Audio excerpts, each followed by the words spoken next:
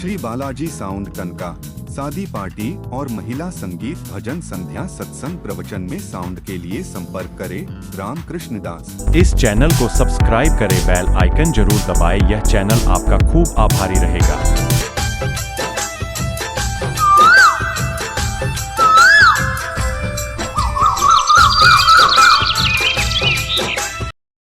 और सुनते ही जाए, सुनते ही जाए, सुनते ही जाए। बहुत अच्छे अच्छे मंच का संचालन आप करते हैं। आपकी योग्यता और आपकी जो व्यक्तित्व है उसके बारे में मैं तो कुछ कह नहीं सकता, लेकिन देखते ही मन प्रसन्न हो जाता है। ऐसा आपका जो जीवन व्यक्तित्व है, सबका मन प्रफुल्लित हो जाए, इससे बढ़कर दान क्या हो सकता है। तो जीवन ऐसा ही हो। हमारे भगवान राम ने यही बताया, जब राम वन में गए लेकिन मन की उदासी नहीं गई। उदासी जो मन में था ऐसा कुछ भी नहीं था। हाथ से केवट के पास मिलते हैं तब भी मां मुस्कुराते हैं। जब आप देखो कि पूरे जीवन काल में उन्होंने कभी उदासी जीवन व्यतीत नहीं किया, हर जगह मुस्कुराते रहे, प्रसन्न रहते रहे। और भगवान कृष्ण ने और राम ने यही दिखाया कि स्थितियां परिस्थितियां तो सबको भोगनी पड़ती है, लेकिन सामना कैसे किया जाए।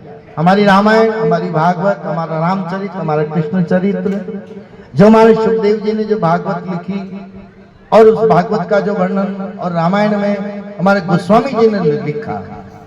मैं क्या कहूँ हमारे ऐसे महापुरुष के बारे में। आज पूरे हिंदुस्तान में तुलसी जयंती मनाई जा रही है। ऐसे विलक्षण संत हमें प्राप्त हुए हैं, जिनकी रामायण हमें प्राप्त हुई है। जीवन के हर मोड़ पर कोई भी समस्या हो जिसका जवाब रामायण में नहीं हो, ऐसा हो नहीं सकता। मैंने भगवान की दया से इतने सालों से कई लोग मुझे मिलते हैं, कई समस्याएं मुझे बताते हैं। मैं उनका समाधान तुलसी जी की रामायण के माध्यम से देता हूँ।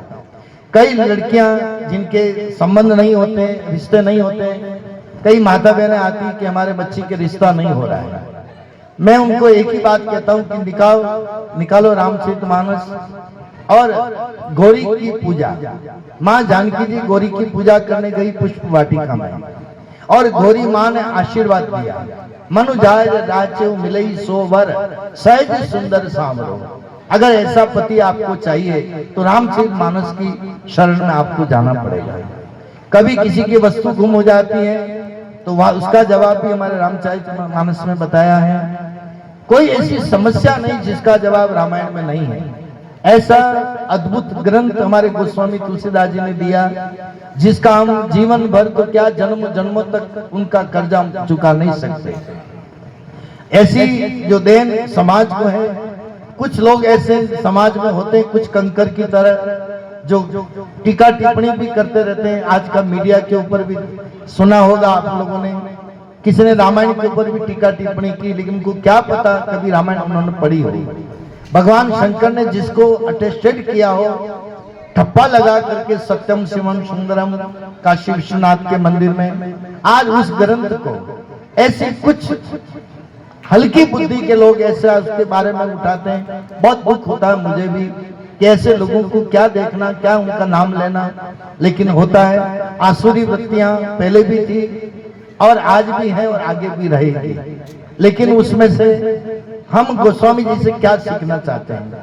बालकों की क्या कर्तव्य है, पत्नी की क्या कर्तव्य है, पति के क्या कर्तव्य है, सास के क्या कर्तव्य है, ससुर के क्या कर्तव्य है, राजा की क्या कर्तव्य है, मंत्री की क्या कर्तव्य है, गुरु की क्या कर्तव्य है। कोई ऐसा प्रसंग नहीं छोड़ा हमारे गोस्वामी जी ने कि जिसका जवाब हमारे गोस्वामी जी ने नहीं दिया हो। तो रामायण में हमने शायद पहले भी आए हो, तुमने कहा हो तो मुझे याद नहीं।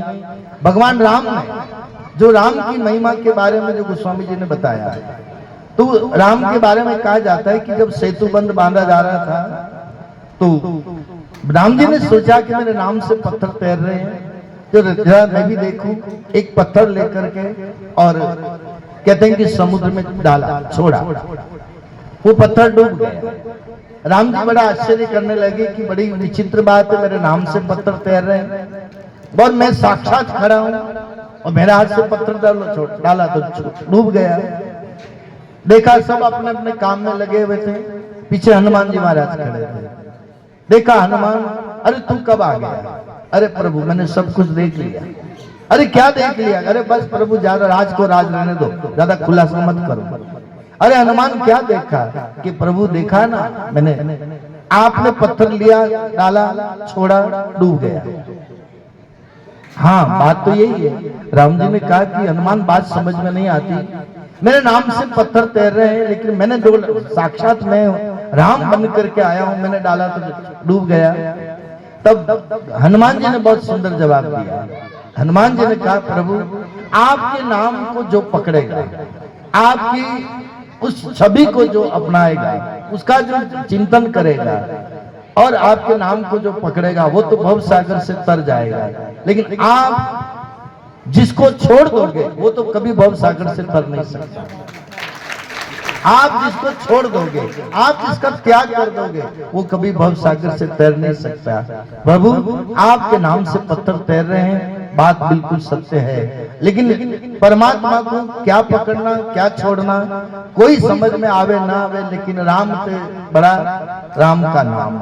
जिन लोगों ने राम नाम को पकड़ा है, कई महानुभाव को मैंने देखा है राम नाम की कॉपियां लिख रहे हैं, राम नाम मन उसमें लगाए रहते हैं।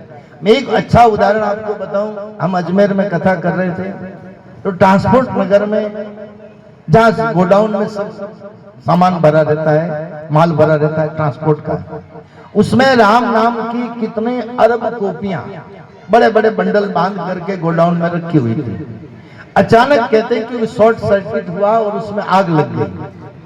उस वक्त मैं कथा कर रहा था, उस वक्त हमारा कार्यक्रम चल रहा था, अजमेर की बात है, आप कोई अजमेर में परिचित हो तो फोन करके पूछ सकते हैं। अखबार में दूसरे दिन हेडिंग आया बहुत बड़ा कि ट्रांसपोर्ट नगर में गोडाउन में आग लगी, लेकिन राम नाम की एक भी कॉपी नहीं चाहिए। ये प्रमाण अजमेर का है, आप कोई भी इसका पता कर सकते हैं। दूसरा उदाहरण, अभी जो अहमदाबाद में प्लेन क्रैश हुआ, सबको मालूम है, बहुत दुखद घटना हुई, 241 लोग मारे गए, लेकिन बाद में मीडिया के माध्यम से मैंने भी देखा पढ़ा कि एक भगवत गीता आप देखो सलामत बच गई, बाकी सब राख हो गए। उसके ऊपर भी कई कहने वालों ने कई तरह की बातें करी, लेकिन मैं उन बातों में नहीं जाता। लेकिन हमारी रामायण की शक्ति देखो, हमारे रामायण की महिमा देखो, हमारी गीता की शक्ति देखो। हमने आजकल कथाओं में, अभी यहाँ तो मैं ला नहीं पाया, याद भी नहीं रहा क्योंकि जल्दी में आया था, लेकिन गीता प्रेस गोरखपुर ने एक कागज के ऊपर आगे और पीछे केवल एक पन्ने के ऊपर 700 श्लोक बहुत बारीक अक्षर में छाप करके निकाला है, जो हमने इकट्ठे मंगवाए थे करीब 10,000। जहां भी कथाएं होती है, आखिरी दिन हम सबको प्रसाद रूप में भगवत गीता घर घर में पहुंचे, हर एक के पर्स में रहे, हर एक के मोबाइल में रहे। ये भगवत गीता आपकी कितनी रक्षा कर सकती है। रामचरितमानस आप नहीं रख सकते, कोई बात नहीं, छोटी हनुमान चालीसा तो रख सकते हैं। आज हमारे बच्चों को हनुमान चालीसा, मैं महाराज जी के पास बैठा था, यही मैं विचार कर रहा था, छोटे छोटे बच्चे क्या सुंदरकांड की बात कर रहे हैं, क्या पाठ कर रहे हैं, और ये बड़े बच्चे, मैंने अभी महाराज जी को बात कही थी कि हमारे उदयपुर इतना बड़ा शहर है, लेकिन मैं जहां तक मेरी जानकारी है इतने बच्चे शायद उदयपुर में ढूंढो तो नहीं मिले जितने आमेट के अंदर है रामायण के प्रति लगन वाले। बहुत बहुत प्रभु के प्रति, आप सबके प्रति प्रभु से प्रार्थना कि ऐसे बच्चे आगे आगे बढ़ते जाएं, रामायण के प्रति, हमारे धर्म ग्रंथों के प्रति आपकी श्रद्धा बढ़ती जाए। यही है बचाने वाला और यही है सब कुछ हमारी रक्षा करने वाला, यही हमारी ढाल बन करके हमारी सबकी सुरक्षा कर सकते हैं। तो रामायण की महिमा कहाँ तक कहूँ, किन शब्दों में कहूँ। अभी रावले में कुछ समय पहले कथा हुई थी, आप सभी महानुभावों के पूर्ण सहयोग से कार्यक्रम हुआ था और बहुत ही सुंदर कार्यक्रम राजमहल में हुआ।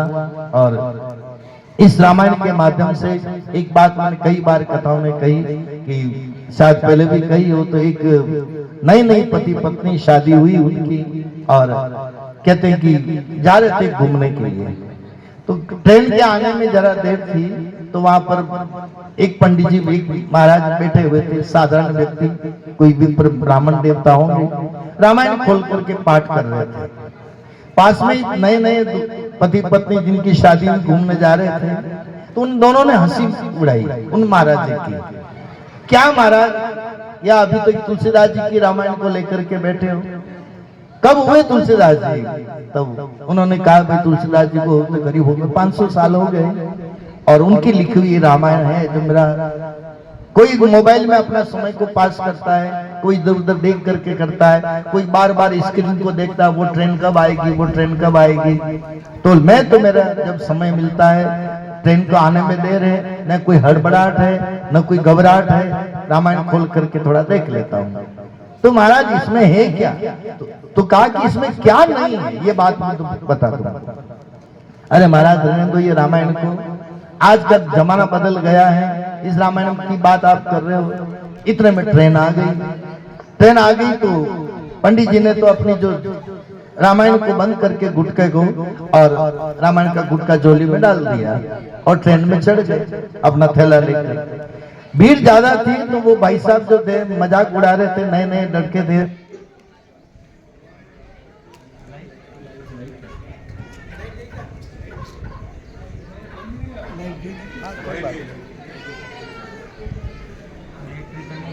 हाँ कोई बात नहीं। तो मजाक उड़ा रहे थे उनकी, तो कहा कि भाई अंदर जाके चढ़ गए, बैठ गए, लेकिन पत्नी वही स्टेशन के ऊपर छोड़